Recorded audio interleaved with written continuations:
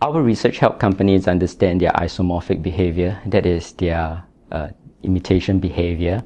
In our study, we examined the tendency of foreign companies seeking to raise capital in the US to imitate the behavior of local as well as non-local rivals, that is domestic or international competitors, and the performance implication of this imitation behavior.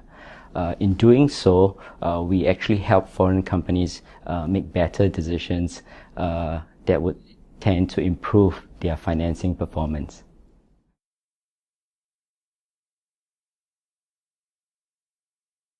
So isomorphic behaviors are simply the imitation of others' companies' earlier behavior. Imitation is a very common and important strategic response among competing companies. So the question then becomes whose action the foreign firm should try to imitate. Among all the different reference groups that a foreign firm can look at, the actions of local and non-local rivals, that is domestic or international competitors, tend to be the one that they look to. So in considering whose action to imitate, then they have to consider the costs and benefits that are associated with the imitation behavior of different reference group. The more a behavior is adopted by other companies, the more socially accepted and the more socially expected it becomes. So when companies adopt these practices, they actually gain legitimacy benefits in the sense that stakeholders are more willing to support companies that adopt these behaviors. However, imitation is not without its costs. There are two costs associated with imitation. The first is the cost of negative comparison. When a firm imitates other firm, they tend to invoke comparison by key stakeholders, and they can be evaluated in a negative fashion when they are perceived as copycats or followers. The second cost that is associated with imitation is what we call isolation cost. Isolation cost is the cost of illegitimacy, which is trying to be different from other people. So traditionally, research has always focused on the legitimacy benefits of imitation, and very little attention has actually been paid to the costs that are associated with imitation. In our study, we actually try to incorporate both the benefits as well as the costs of imitation.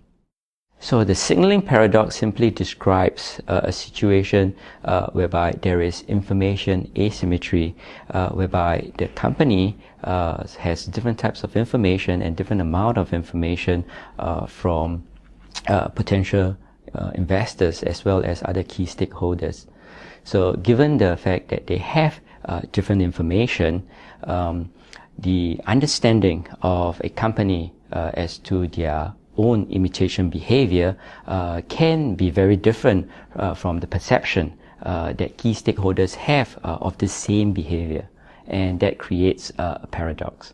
So non-local rivals or international competitors, especially those that are highly successful and those that come from developed economies, they tend to be perceived as ideal role models.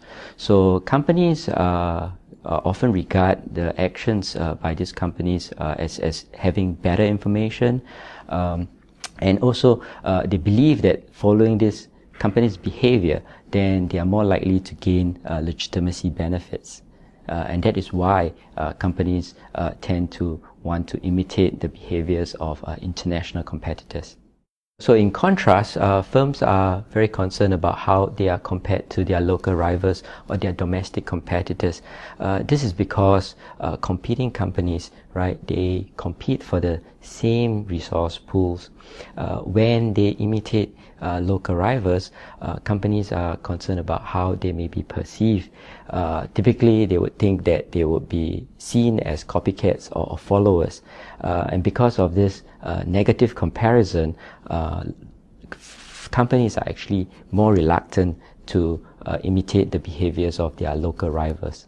The reason why we see a signaling paradox is because investors in the US have a very different perspective of the imitation behavior. In the case of our study, foreign companies tend to view rival imitation negatively because of negative comparison costs, and that's why they avoid doing so. In contrast, investors perceive the same behavior very differently. They see it much more positively and regard it as a sign or signal of strength, and therefore they tend to confer legitimacy benefits to such companies and would actually pay more for the capital that they are raising. So the key takeaways from this study is that if you are a foreign company seeking to raise capital in the US, it pays to actually follow the prior investment bank selection of your local rivals, as this is seen as a positive signal of strength rather than a weakness as the company would have perceived it to be.